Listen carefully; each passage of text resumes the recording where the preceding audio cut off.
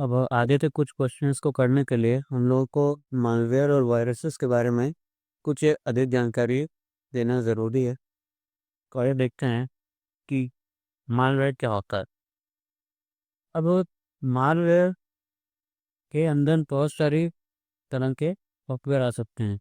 Malware के अंदर virus भी होता है, वायरस भी एक तरह का मालवेयर है। इसके अंदर की लॉबर भी हो सकता है, वॉर्म भी इसके अंदर होता है, वॉर्म। तो ये सभी मालवेयर होते हैं, लेकिन इन सब में और भी बहुत सारे होते हैं। इन सब में इनको हम कैसे कैटेगराइज करेंगे कि कौन सा मालवेयर वायरस है, कौन सा मालवेयर वन कहलाएगा और कौन सा मालवेयर कौन कीलॉगर कहेंगे, और ये हम क्लासिफिकेशन कैसे करें। तो उसका एक तरीका है, किसी भी मालवेयर में दो चीज़ें जरूर होती। एक होता है उसका प्रोपगेशन मैकेनिज्म और दूसरा होता है उसका पेलोड। प्रोपगेशन मैकेनिज्म मतलब ये होता है कि जो भी मालवेयर है वो अपने आप को किस तरह सिस्टम तक पहुंचाता है उसको इन्फेक्ट करने के लिए। जो वर्म होता है, वर्म अगर किसी नेटवर्क में है, किसी एक कंप्यूटर में है जो कि नेटवर्क में जुड़े हैं, वो अपने से एक कंप्यूटर से दूसरे कंप्यूटर में जंप कर जाता है नेटवर्क के थ्रू। तो ये वर्म का प्रोपगेशन मैकेनिज्म हुआ। वायरस का प्रोपगेशन मैकेनिज्म क्या होता है? वायरस किसी पाइप में अटैच होकर किसी कंप्यूटर तक पहुंचता है। वो नेटवर्क से अपने आप को अपने से नहीं प्रोपगेट कर सकता। वायरस को प्रोपगेट होने के लिए किसी यूज़र की ज़रूरत है या किसी दूसरे एजेंट की ज़रूरत है, जो भी किसी फाइल को किसी कंप्यूटर में डाले। जब फाइल वायरस वाली फाइल अगर पहुंच गई किसी कंप्यूटर में, तब वायरस उस कंप्यूटर में इफेक्ट कर सकता है, नहीं तो नहीं। तो इस तरह से वार्म और वायरस में डिफरेंस समझ में आता है प्रोपगेशन मैकेनिज्म में। अब आते हैं पेलोड में। अब वायरस भी बहुत प्रकार के हो सकते हैं, और प्रकार के होते भी हम लोग अभी देखेंगे कि कितने प्रकार के वायरस होते हैं। और उनमें भी डिफ्रेंशिएशन ऐसे होता है कि उनका पेलोड क्या है, वो कर क्या रहा है। पेलोड मतलब कि वायरस कर क्या रहा है। कुछ वायरस होते हैं जो फाइल्स को डिलीट कर देते हैं आपके कंप्यूटर, तो वो उनका काम हो गया। कुछ वायरस होते हैं जो आपके बूट सेक्टर को अफेक्ट करते हैं, तो उनको बूट सेक्टर वायरस कहते हैं। तो इस तरह से हम क्लासीफाई कर सकते हैं कि प्रोपगेशन मैकेनिज्म आप पेलोड को देखकर आप बता सकते हैं कि कोई मालवेयर किस टाइप का है, कि वो की लॉगर रह रहती है, वो वॉर्म है कि वायरस है कि वो क्या है। तो ये कॉन्सेप्ट हमें आगे के क्वेश्चंस को सॉल्व करने में मदद करेगा। आगे ये क्वेश्चन देखिए, which one of the following is a computer virus. Question पूछ रहा है कि चारों में से कौन सा एक कंप्यूटर वायरस हो। पहला ऑप्शन है पेंगुइन, दूसरा पांडा, तीसरा स्पाइडर, चौथा क्रीपर। तो इस क्वेश्चन को आंसर करने के लिए आपको पता होना चाहिए, आइडियली पता होना चाहिए कि दुनिया में कौन कौन से कंप्यूटर वायरसेस बने हैं।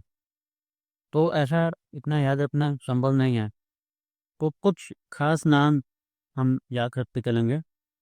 एक नाम है स्टक्सनेट।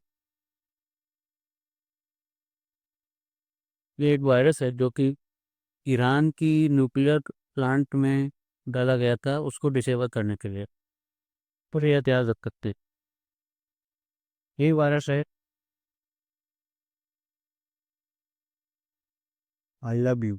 ये वायरस का नाम है, और ये ईमेल के थ्रू स्प्रेड होता था। ये पहला वायरस है, वन ऑफ द पहला वायरस जो कि ईमेल के थ्रू स्प्रेड होता था। ईमेल। एक और नाम याद रखा जा सकता है जो कि है एपिया रैंसम है।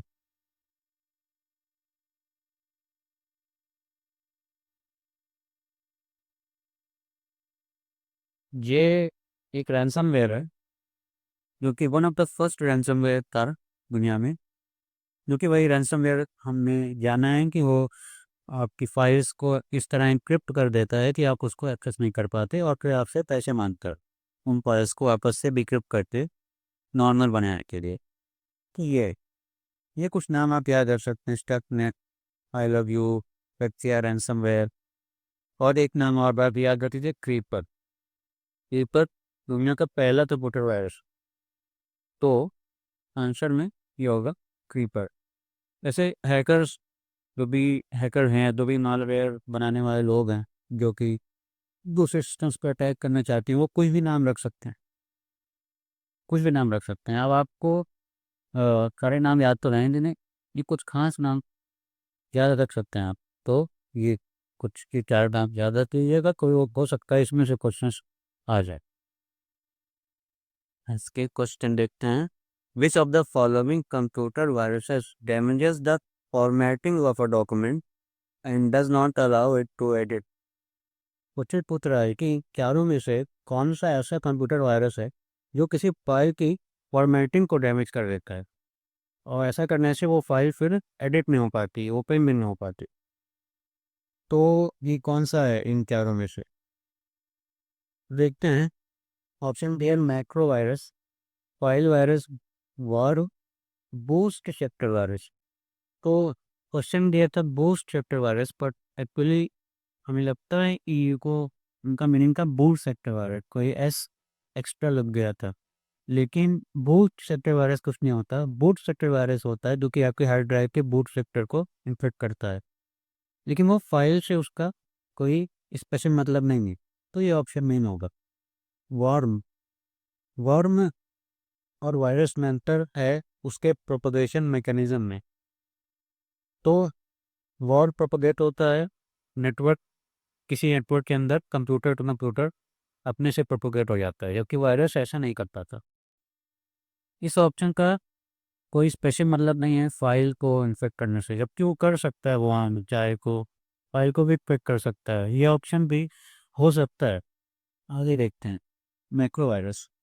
मैक्रो वायरस उन प्रोग्राम्स को अफेक्ट करता है जो कि एक मैक्रो कमांड चलाते हैं। मैक्रो कुछ स्मॉल प्रोग्राम्स होते हैं, छोटे प्रोग्राम्स जो कि कुछ यूटिलिटी टास्क करने के काम आते हैं। उन प्रोग्राम्स को अफेक्ट करता है मैक्रो वायरस, और वो अपने खुद का मैक्रो चलाता है, जिससे कि ये सिस्टम डैमेज हो सकता है। तो ये तो नहीं होगा। File virus. फाइल वायरस को और दूसरे शब्द में कह सकते हैं फाइल इफेक्टिंग वायरस या program affecting virus. File virus specifically files को टारगेट रखता है, जिसमें कि वो उसकी फॉर्मेटिंग को चेंज करता है, और वो कुछ स्पेशल फॉर्मेट की फाइल्स को भी टारगेट कर सकता है। कोई वायरस ऐसा बन सकता है जो कि ऐसी केवल डॉट टी फाइल को टारगेट करे या डॉट को टारगेट करे। तो मोस्ट ऐसी हमारा जो सही ऑप्शन है वो है फाइल वायरस। वॉर्न भी हो सकता है, लेकिन वॉर्न इन जनरल सिस्टम को स्लो करता है, इन्फेक्ट करता है, उसको प्रोपोगेट करने के बाद कुछ भी कर सकता है। इन ज़्यादा सटीक आंसर है फाइव वायरस।